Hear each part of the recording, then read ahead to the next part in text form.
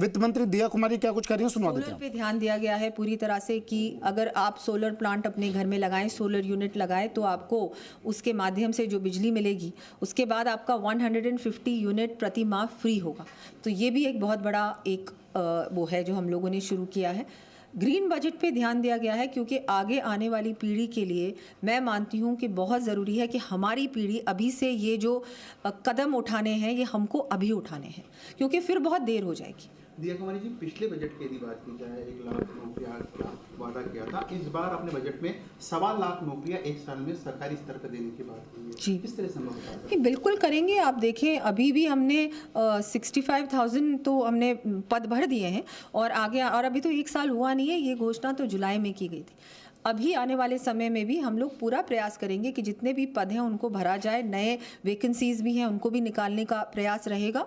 पूरी तरह से हमारी सरकार युवाओं को आत्मनिर्भर बनाने में, रोजगार परक बनाने में, रोजगार देने वाले भी बनाने में, स्टार्टअप्स पे बहुत ध्यान दिया गया है हम लोगों ने।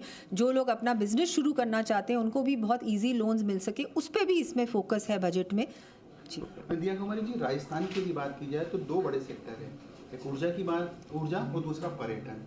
काफ़ी असीम संभावना है बजट में, उसमें भी कुछ खास घोषणाएं आपने करी है, फ्री बिजली के साथ रूफटॉप सोलर लगवाने की, क्या जी बिल्कुल। वो ऊर्जा के क्षेत्र में आत्मनिर्भर बनाने के लिए हमने फ्री बिजली 150 यूनिट्स विद, अगर कोई रूफटॉप सोलर प्लांट लगाएगा तो उनके लिए। लेकिन पर्यटन के लिए ट्राइबल सर्किट का अनाउंसमेंट किया है। जो हमारे बांसवाड़ा का क्षेत्र, डूंगरपुर, प्रतापगढ़, वो जो क्षेत्र है वहाँ पर भी ज़्यादा टूरिस्ट जाएं, अभी नहीं जाते, वहाँ थोड़ा डेवलपमेंट करेंगे। बहुत कुछ है देखने को, पोटेंशियल अत्यंत है। हम लोग उसको भी पूरी तरह से अब टूरिस्ट सेक्टर में लेके आने का हम लोगों ने इसमें घोषणा की है। और बहुत सारे रूरल टूरिज्म की भी मैंने घोषणा की है। बहुत सारे गांव जिनमें बहुत कुछ चाहे पर्यावरण की दृष्टि से, चाहे कुछ नवाचार की दृष्टि से वहाँ पर काम चल रहा है, लेकिन वहाँ तक लोग नहीं पहुँचते, वहाँ तक टूरिस्ट अभी तक नहीं पहुँचा। उनको वहाँ तक पहुँचाने के लिए भी हम लोगों ने इस बार घोषणा की है। उन सब एरियाज़ का जो कि टूरिस्ट सेक्टर से नहीं जुड़े लेकिन पोटेंशियल बहुत सारा है, वहाँ भी हम लोग मार्केटिंग भी करेंगे उन जगहों की और ज़्यादा से ज़्यादा टूरिस्ट को वहाँ तक पहुँचाएंगे भी। पिछली सरकार जब गई और आपकी सरकार आई तो खराब खस्ताहाल सड़कों की सौगात आप लोगों को, उस दिशा में कुछ काम भी हुआ। इस बार एक बड़ी घोषणा करी है आपने हर विधानसभा क्षेत्र के लिए, वो क्या घोषणा है? और दूसरा मेरा सवाल इसी से जुड़ा हुआ है क्योंकि नए जिलों को लेकर पिछली सरकार में जब गठन हुआ था काफ़ी हंगामा हुआ, जो बचे हुए शेष नए जिले रह गए जिसको आपने अधिकृत किया है, उसके लिए भी बजट जी बिल्कुल। जो नॉन पैचेबल सड़कें हैं उसमें भी 10-10 करोड़ प्रति विधानसभा, और जहाँ पर मरुस्थलीय क्षेत्र है वहाँ 15-15 करोड़ की घोषणा की है नॉन पैचेबल सड़कों के लिए।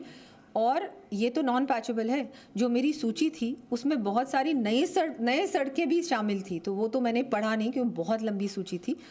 इसके अलावा जो आपने कहा नए जिलों के लिए, जो 8 नए जिले हैं वहाँ पर भी वहाँ उनके विकास के लिए भी, वहाँ पर जो भी कार्यालय बनेंगे, भवन बनेंगे, उनके लिए भी 1000 करोड़ का प्रावधान रखा है बजट में। लास्ट सवाल है मेरा, क्योंकि आप प्रदेश की वित्त मंत्री है, प्रदेश का कोष आपके समझ में है, जो घोषणाएं की गई है, जो बजट में प्रावधान किया गया है, इनकम ऑफ सोर्स वो होना भी बहुत जरूरी है। पैसा आएगा तो विकास में लगेगा। नहीं बिल्कुल पैसा आएगा। इस बार पूरी तरह से हमारी तैयारी है। केंद्र ने भी बहुत इसमें हमारा सहयोग किया है। जो स्पेशल असिस्टेंस टू स्टेट्स मिलता है उसमें भी राजस्थान को बहुत अच्छा अमाउंट मिला है और आगे भी मिलेगा। हमारी जो रिफाइनरी है वो भी शुरू होने वाली है बहुत जल्दी, तो उससे भी हम लोग, हमारा जो कोष है वो बढ़ेगा। इस प्रकार से आपने देखा होगा इस बजट में कोई फ्रीबीज नहीं दिए गए, तो देखा आपने, हमने सोच समझ के बजट तैयार किया है और पूरी तरह से आगे आने वाले समय के लिए एक आत्मनिर्भर राजस्थान बनाने के लिए, हर सेक्टर में आत्मनिर्भर बनाने के लिए, विकसित राजस्थान बनाने के लिए ये बजट हम लोगों ने तैयार किया। Thank you very much. Tikaram Jully नेता